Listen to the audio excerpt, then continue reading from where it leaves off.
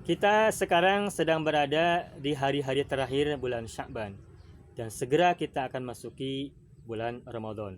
Sebelum masuk bulan Ramadan, bulan yang mulia, sebaiknya kita hitung diri sendiri, adakah kemarin tahun yang lalu kita masih punya utang puasa yang belum kita qadha, yang belum kita tunaikan? Maka mumpung masih ada waktu hari-hari ke depan, silakan kita mengqadhanya. Mungkin kemarin-kemarin kita tidak berpuasa itu karena sakit, karena musafir, atau mungkin para ibu, para perempuan karena haid, karena melahirkan, karena nifas, atau alasan-alasan lain yang dibolehkan dan dibenarkan secara syariat.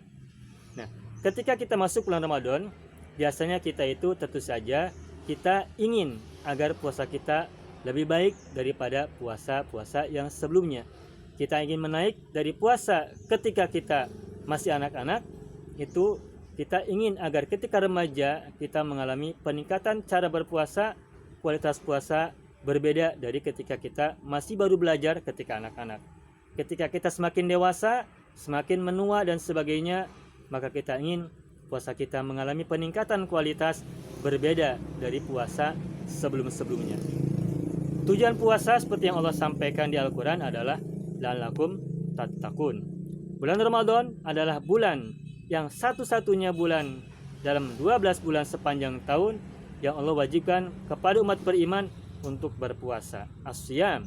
Dan tujuan siam yang Allah wajibkan itu adalah la'allakum tattaqun, agar kalian bertakwa.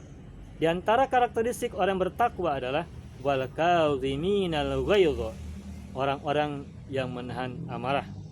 Menahan amarah, menahan perasaan dongkol, perasaan murka, atau perasaan-perasaan buruk yang ada dalam hati kita untuk sesuatu yang tidak kita sukai.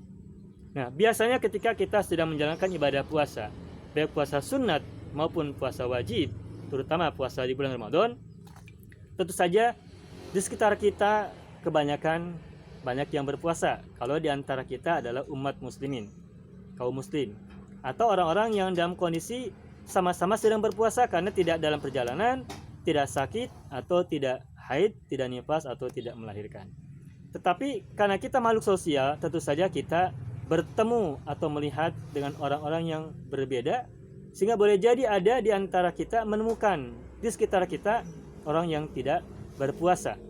Mungkin karena mereka bukan muslim, non-muslim, atau mungkin melakukan perjalanan, atau mungkin perempuan yang haid, yang nifas, yang melahirkan, atau karena alasan-alasan lain yang dibenarkan secara syariat. Atau juga mungkin ada orang yang tidak berpuasa karena mungkin belum ada kesadaran dalam dirinya.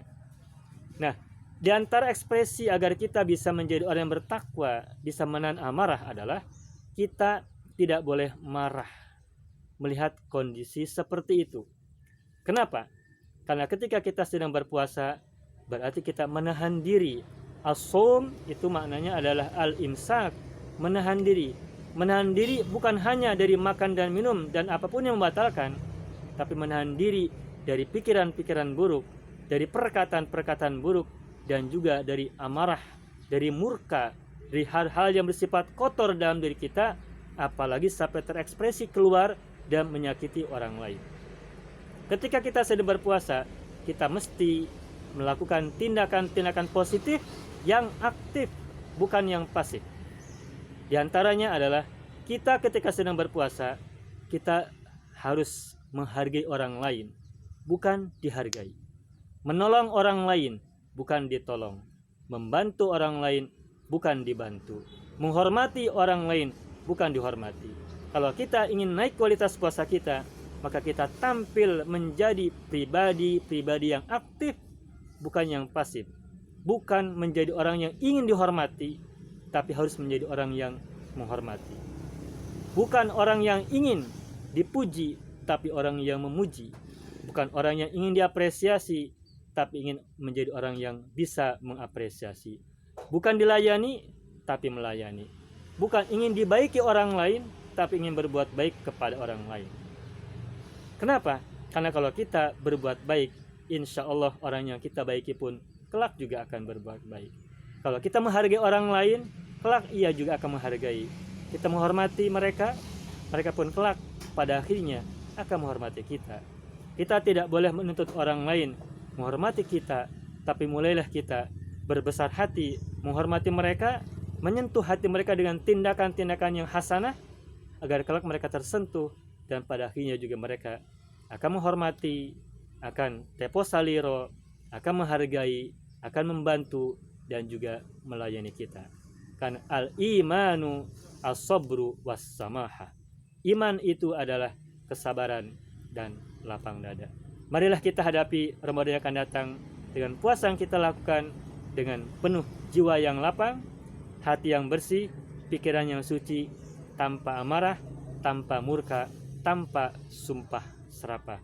Mudah-mudahan kita bergerak jadi dari puasa yang kekanak-kanakan menjadi puasa yang dewasa, puasa yang mengangkat kita kepada derajat yang takwa. Mudah-mudahan, amin ya rabbal alamin.